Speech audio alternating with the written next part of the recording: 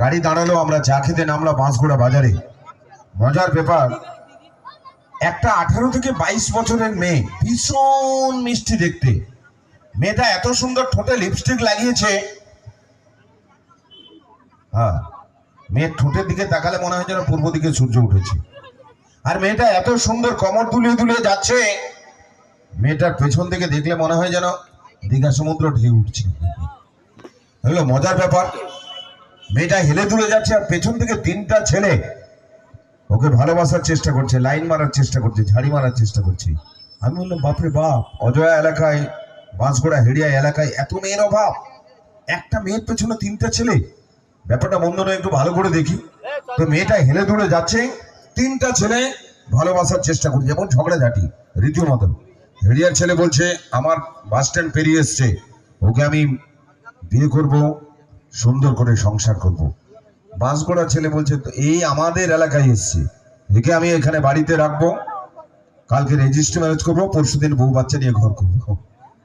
অজয়ার ছেলে বলছে তোদের দ্বারা হবে না, মেয়ে দেখলে তোর হাত পা ঠান্ডা হয়ে যায়। আমাদের অনুষ্ঠান হচ্ছে মনসা পূজা তরুণ সঙ্গে, ওখানে আজকে রাত্রে অনুষ্ঠান দেখবো, কালকে মনসা মন্দিরের সামনে ওকে বিয়ে করব, সুন্দর করে সংসার করবো। 3 বন্ধুর ঝগড়া, কে মেয়েটাকে নিয়ে যাবে।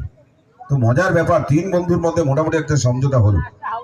আমরা মেয়েটার কানে কানে গিয়ে ভালোবাসার কথা বলবো, সবাই যার ভালোবাসার কথা স্বীকার করবে তাকে সে বাড়ি নিয়ে যাবে। প্রথম ছেলে প্রায়োরিটি ভিত্তিতে হেড়িয়ার ছেলে বলে ঠিক আছে, আমি তাহলে প্রথমে মেয়ের কানে কানে গিয়ে বলি। তো হেড়িয়ার ছেলে মেয়েটির কানে কানে গিয়ে বলে কি সুন্দর দেখতে তোমায় হবে আমার সাথী। বাপরে বাপ, খেজুরি এলাকার ছেলেরা এত সুন্দর কথা বলে। মেয়েটির কানে কানে বলছে, কি সুন্দর দেখতে তোমায় হবে আমার সাথী। সঙ্গে সঙ্গে মেয়েটি ঘুরে বলছে, এই হারামজাদা চুপ কর, তো ড্যাসে মারবো লাথি। বাপরে বাপ, এ মেয়েকে নিয়ে গেলে আমার মা বাবা সবাইকে জ্বালাবে, আমার দ্বারা হবে না, পিছিয়ে এলো। বাঁশগোড়ার ছেলে বলছে আমি বাঁশগোড়ার ছেলে, রিয়েল হিরো, তোর দ্বারা হবে না, আজকে ওকে আমি ভালোবাসবো, ওকেই আমি বাড়ি নিয়ে যাব।